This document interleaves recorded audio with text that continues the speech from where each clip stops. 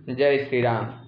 Common cold बुखार rhino virus से होता है, इसलिए दवा खाने पर भी इसको 3 से 7 दिन का टाइम लग ही जाता है बुखार उतरने में, क्योंकि अभी तक राइनो वायरस का वैक्सीन विकसित नहीं कर पाया है।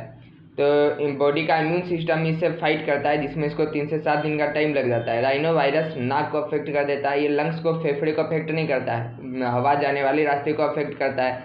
नाक जम जाता है तो कभी बहने लगता है, कभी नाक जम जाएगा, कभी बहने लगेगा, माथा में दर्द हो जाएगा, खट्टा लगेगा, गला खट्टा लगने लगेगा। उसके बाद बुखार रहता है, आवाज़ भारी हो जाती है। जो आदमी को कॉमन कोल्ड है वो जब खांसता है तो जो डायरेक्टली उसको सांस ले लेता है फिर उसको बुखार हो जाता है, अथवा वो किसी कीबोर्ड, माउस, पेन, ये सब जिस पर भी उसका ड्रॉपलेट पड़ा होगा, फिर उसके द्वारा वो उस किसी को अगर लग जाता है तो उसको भी बुखार हो जाएगा। इसलिए सावधानी बरतना जरूरी।